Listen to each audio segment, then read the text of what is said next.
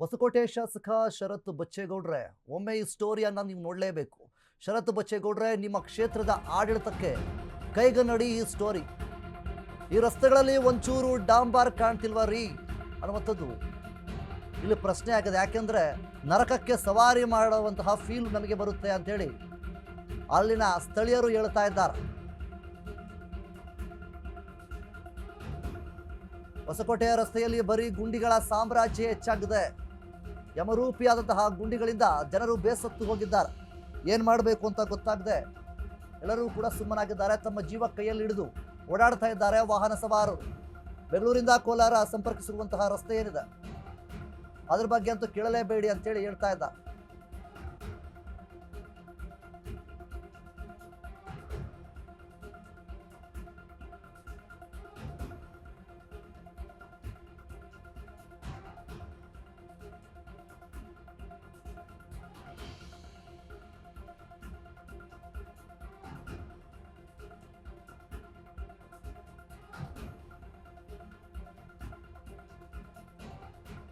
ಇನ್ನು ಮುಖ್ಯವಾಗಿ ರಸ್ತೆ ಸರಿಯಾಗಿಲ್ಲ ಅನ್ನುವಂಥ ನಿಟ್ಟಲ್ಲಿ ಹೊಸಕೋಟೆ ಶಾಸಕ ಶರತ್ ಬಚ್ಚೇಗೌಡರು ಈ ಸ್ಟೋರಿನ ನೋಡಲೇಬೇಕು ಅಂತೇಳಿ ಈಗಾಗಲೇ ಅಲ್ಲಿನ ಸ್ಥಳೀಯರು ಕೂಡ ಸಾಕಷ್ಟು ಆಕ್ರೋಶವನ್ನು ವ್ಯಕ್ತಪಡಿಸ್ತಾ ಇದ್ದಾರೆ. ಯಾಕೆಂದರೆ ಈಗ ನೀವು ದೃಶ್ಯಾವಳಿಯಲ್ಲಿ ಗಮನಿಸ್ತಾ ಇರ್ಬೋದು, ಅದು ರಸ್ತೆನ ಅಥವಾ ಸ್ವಿಮ್ಮಿಂಗ್ ಪೂಲ ಅನ್ನುವಂಥ ರೀತಿಯಲ್ಲಿ ಇದೆ. ಯಾಕೆಂದರೆ ವಾಹನ ಸವಾರರಿಗೂ ಕೂಡ ತೊಂದರೆ ಆಗುತ್ತೆ, ದಿನನಿತ್ಯ ಓಡಾಡುವಂಥವ್ರಿಗೂ ಕೂಡ ದೊಡ್ಡ ಮಟ್ಟದ ರೀತಿಯಲ್ಲಿ ತೊಂದರೆ ಆಗುತ್ತೆ. ಸೊ ಈ ರೀತಿಯಾಗಿ ಇವರು ಸಾಕಷ್ಟು ಏನು ಅಭಿವೃದ್ಧಿ ಕೆಲಸಗಳನ್ನು ಮಾಡ್ತೀನಿ, ಅದು ಮಾಡ್ತೀನಿ, ಇದು ಮಾಡ್ತೀನಿ ಅಂತೇಳಿ ಬಾಯಿ ಮಾತಲ್ಲಿ ಹೇಳಿರ್ತಾರೆ. ಯಾವ ಕೆಲಸಗಳು ಇಲ್ಲಿ ಆಗ್ತಾ ಇಲ್ಲ ಅಂತೇಳಿ ಸ್ಥಳೀಯರು ಇಲ್ಲಿ ಆಕ್ರೋಶವನ್ನು ವ್ಯಕ್ತಪಡಿಸ್ತಾ ಇದ್ದಾರೆ. ಮಳೆ ಬಂದರೆ ಸಾಕು, ಇಡೀ ರಸ್ತೆ ಎಲ್ಲ ಸ್ವಿಮ್ಮಿಂಗ್ ಪೂಲ್ ರೀತಿಯಲ್ಲಿ ಕನ್ವರ್ಟ್ ಆಗುತ್ತೆ. ಸೊ ಅಲ್ಲಿದ್ದಂತಹ ಪ್ರಯಾಣಿಕರಿಗಾಗಿರ್ಬೋದು, ವಾಹನ ಸಂಚಾರರಿಗೆ ಸಾಕಷ್ಟು ತೊಂದರೆಗಳಾಗ್ತಾ ಇದೆ. ದಿನದಿಂದ ದಿನಕ್ಕೆ ಅಪಾಯಗಳು ಹೆಚ್ಚಾಗ್ತಾ ಇದೆ. ಇದ್ರ ಬಗ್ಗೆ ಇವ್ರು ಯಾರಿಗೂ ಕೂಡ ಗಮನ ಹರಿಸ್ತಾ ಇಲ್ವಾ? ಅಧಿಕಾರಿಗಳೇನು ಮಾಡ್ತಾ ಇದ್ದಾರೆ? ಅಲ್ಲಿನ ಶಾಸಕರು, ನೀವು ಅದೇ ರಸ್ತೆಯಲ್ಲಿ ಓಡಾಡ್ತಾ ಇರ್ತೀರ, ನಿಮಗೂ ಕೂಡ ಒಂದಿನೂ ಅನಿಸ್ತಾ ಇಲ್ವಾ? ಈ ರೀತಿಯಾಗಿ ಗುಂಡಿಗಳ ದರ್ಬಾರ ಹೆಚ್ಚಾಗ್ತಾ ಇದೆ ಆ ಒಂದು ರಸ್ತೆಯಲ್ಲಿ. ಮುಖ್ಯವಾಗಿ ಡೈಲಿ ವಾಹನ ಸಂಚಾರರು ಯಾವ ರೀತಿ, ಸವಾರರು ಯಾವ ರೀತಿ ಓಡಾಡಬೇಕು ಅನ್ನುವಂಥದ್ದು ಒಂದು ಕಡೆ ಪ್ರಶ್ನೆ ಆಗ್ತಾ ಇದೆ. ಸೊ ಹೀಗಿರಬೇಕಾದ್ರೆ ನಿಮಗೆ ಗಮನನೇ ಬರ್ತಾ ಇಲ್ವಾ? ಸೊ ಇಷ್ಟು ದಿನಗಳಿಂದ ಈ ಒಂದು ಸಮಸ್ಯೆ ಇದ್ದರೂ ಸಹಿತ ಇದ್ರ ಬಗ್ಗೆ ಗಮನ ಕೊಟ್ಟು ನೋಡಿ. ನೀವು ದೃಶ್ಯಾವಳಿಗಳಲ್ಲಿ ನೋಡ್ತಾ ಇರ್ಬೋದು, ಎಲ್ಲ ಕಡೆ ಗುಂಡಿಗಳು ಹೆಚ್ಚಾಗ್ತಾನೆ ಇದೆ ಆ ಒಂದು ರಸ್ತೆಯಲ್ಲಿ. ಮುಖ್ಯವಾಗಿ ಸ್ಥಳೀಯರು ಕೂಡ ಸಾಕಷ್ಟು ಬಾರಿ ಮನವಿಯನ್ನು ಮಾಡಿಕೊಂಡಿದ್ದಾರೆ, ಆಕ್ರೋಶವನ್ನು ವ್ಯಕ್ತಪಡಿಸಿದ್ದಾರೆ. ಆದ್ರೂ ಸಹಿತ ರಸ್ತೆ ಮಾತ್ರ ಸರಿ ಮಾಡ್ತಾ ಇಲ್ಲ. ಇಲ್ಲಿ ಹೊಸಕೋಟೆ ಗೌರ್ಮೆಂಟ್ ಹಾಸ್ಪಿಟಲ್ ಹತ್ರ ಸಂತೆಗೇಟು ಎಲ್ಲ ಹಳ್ಳಗಳು ಬಿದ್ದಿದೆ. ಅವ್ರಿಗೆ ಟೋಲರ್ಗೆ ಹೇಳಿದ್ರ ಅವ್ರು ಏನು ಕಿವಿಗೆ ಹಾಕೊಳ್ಳಲ್ಲ, ಅವ್ರಿಗೆ ಕಂಡು ಕಾಣಿಸಲ್ಲ. ಅವ್ರಿಗೆ ಏನನ್ನ ಹಳ್ಳ ಬಿದ್ದಿದ್ರೆ ಕಾಟಕ್ಕೆ ಅದು ಜಲ್ಲಿನೂ ಮಣ್ ತಗೊಂಡ್ ಬಂದು ತುಂಬಿಡ್ತಾರೆ. ಮಾರನೇ ದಿವಸ ನೀರ್ ಗಾಡಿ ಕಳಿಸ್ಬಿಡ್ತಾರ ಅವ್ರು. ಅದು ನಾವು ಫೋನ್ ಮಾಡಿದ್ರೆ ಅವ್ರಿಗೆ ಏನು ಕಣ್ಣಿಗೆ ಕಾಣಿಸಲ್ಲ. ವೆಹಿಕಲ್ಗಳು ಇಲ್ಲಿ ಮಾಲೂರಿಂದಾನು ಬರುತ್ತೆ, ಚಿಂತಾಮಣಿ ರೋಡ್ ಇಂದಾನು ಬರುತ್ತೆ, ಕೋಲಾರ ರೋಡ್ ಇಂದಾನು ಬರುತ್ತೆ. ವೆಹಿಕಲ್ ಜಾಸ್ತಿ ಆಗಿರೋದ್ರಿಂದ ಇಲ್ಲಿ ಹಳ್ಳ ದಿನ ಬಿದ್ದಿರೋದ್ರಿಂದ ಆಕ್ಸಿಡೆಂಟ್ಗಳು ಜಾಸ್ತಿ ಆಗುತ್ತೆ. ಇಲ್ಲಿ ಟೂ ವೀಲರ್ ಅವರು ದಿಸಕ್ಕೆ ಒಂದು 5-6 ಜನ ಬೀಳುತ್ತಾರೆ. ನಾವೇ ಎತ್ಕೊಂಡು ಹೋಗಿ ಆಟೋ ಡ್ರೈವರ್ಗಳು ಎಲ್ಲಾರು ಹಾಸ್ಪಿಟಲ್ ಸೇರಿಸ್ತೀವಿ.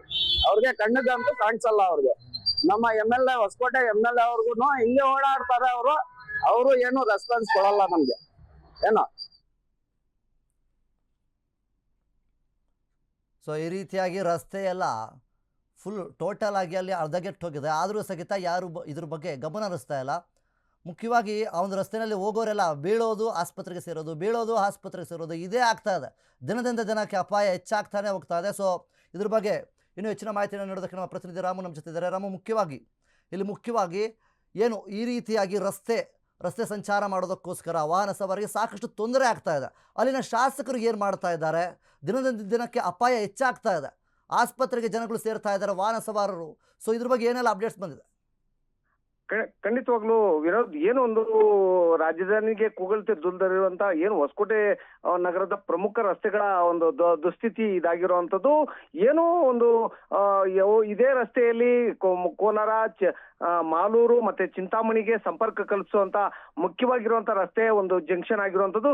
ಈ ಒಂದು ಜಂಕ್ಷನ್ ಮುಂಭಾಗದಲ್ಲೇ ಸರ್ಕಾರಿ ತಾಲೂಕು ಆಸ್ಪತ್ರೆ ಇರುವಂತದ್ದು. ಸರ್ಕಾರಿ ಆಸ್ಪತ್ರೆ ಗೆ ಪ್ರತಿನಿತ್ಯ ಸಾವಿರಾರು ಸಂಖ್ಯೆಯಲ್ಲಿ, ನೂರಾರು ಸಂಖ್ಯೆಯಲ್ಲಿ ಬಸರಿ ಬಾಣಂತಿಯರು ಹಾಗೂ ಇನ್ನಿತರೆ ತಾಲೂಕಿನ ಜನ ಬರುವಂತದ್ದು. ಹಾಗೂ ಏನು ಇದೇ ರಸ್ತೆಯಲ್ಲಿ ಒಂದು ನಗರಕ್ಕೆ ಸಂಪರ್ಕ ಕಲ್ಪಿಸುವಂತ ಏನು ರಸ್ತೆ ಇದಾಗಿರುವಂತದ್ದು. ಈ ಒಂದು ರಸ್ತೆಯಲ್ಲಿ ಗುಂಡಿಮಯವಾಗಿ ಕಳೆದ 8-9 ತಿಂಗಳಿಂದ ಇದೇ ಪರಿಸ್ಥಿತಿ ನಿರ್ಮಾಣ ಆಗಿರುವಂತದ್ದು. ಇದೇ ರಸ್ತೆಯಲ್ಲಿ ಹಲವಾರು ಬಾರಿ ಶಾಸಕರಾಗ್ಲಿ, ಸಂಸದರಾಗ್ಲಿ, ಸಚಿವರಾಗ್ಲಿ ಎಲ್ಲರೂ ಈ ಒಂದು ರಸ್ತೆಯಲ್ಲಿ ಓಡಾಡ್ತಾ ಇದ್ರು ಸಹಿತ ಕಣ್ಣಿದ್ದು ಕೂಡರಂತೆ ಒಂದು ವರ್ತಿಸುವಂತ ನಿಟ್ಟಿನಲ್ಲಿ, ಸಾರ್ವಜನಿಕರ ಇಡಿ ಶಾಪ ಹಾಕೋ ನಿಟ್ಟಿನಲ್ಲಿ ಒಂದು ಘಟನೆ ಸಾಕ್ಷಿ ಆಗುವಂತದ್ದು. ಒಟ್ಟಾರೆಯಾಗಿ ಏನು ಒಂದು ಶಾಸಕ ಶರತ್ ಬಚ್ಚೇಗೌಡ ಅವರ ಪ್ರತಿನಿಧಿಸುವಂತ ಏನು ಈ ತವರು ಕ್ಷೇತ್ರದಲ್ಲಿ ಈ ಒಂದು ಗುಡ್ಡಿಮಯವಾಗಿರುವಂತ ರಸ್ತೆ ಹಾಳಾಗಿರುವಂತದ್ದು. ಇನ್ನು ಏನು ಮುಂದುವರೆದ ಭಾಗವಾಗಿ ಏನು ಒಂದು ಸ್ಥಳೀಯ ನಿವಾಸಿಗಳು ಇಡಿ ಶಾಪ ಹಾಕುವಂತದ್ದು, ಏನು ಮನೆ ಪಕ್ಕದಲ್ಲಿ ಧೂಳು ಮಯವಾಗಿರುತ್ತೆ, ಮತ್ತೆ ಏನು ಒಂದು ಆಟೋ ನಿಲ್ದಾಣ ಇರುತ್ತೆ, ಆಟೋ ನಿಲ್ದಾಣದ ಪಕ್ಕದಲ್ಲಿ ಸರ್ಕಾರಿ ಆಸ್ಪತ್ರೆ ಇರುತ್ತೆ, ಸರ್ಕಾರಿ ಆಸ್ಪತ್ರೆ ಪಕ್ಕದಲ್ಲಿ ಈಗಾಗಲೇ ಪೇಷಂಟ್ಗಳು ಬೇಕಾದಷ್ಟು ಒಂದು ರೋಗಿಗಳು ಬರುವಂತ ಒಂದು ವಿಚಾರಕ್ಕೆ ಒಂದು ಘಟನೆ ಸಾಕ್ಷಿ ಆಗುತ್ತೆ.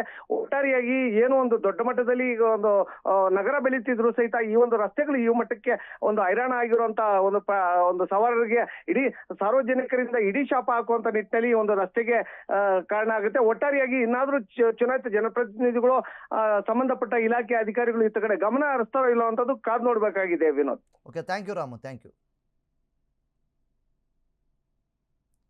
ಸೊ ಈ ರೀತಿಯಾಗಿ ರಸ್ತೆ ದುರಸ್ತಿ ಇದ್ರೂ ಕೂಡ ಸೊ ಅಲ್ಲಿನ ಶಾಸಕರು ಯಾರು ಕೂಡ ಇದರ ಬಗ್ಗೆ ಗಮನ ಹರಿಸ್ತಾ ಇಲ್ಲ. ದಿನನಿತ್ಯವೂ ಕೂಡ ಅಲ್ಲಿರುವಂತಹ ವಾಹನ ಸವಾರರಿಗೆ ದಿನದಿಂದ ದಿನ ಅಪಾಯ ಹೆಚ್ಚಾಗ್ತಾ ಇದೆ.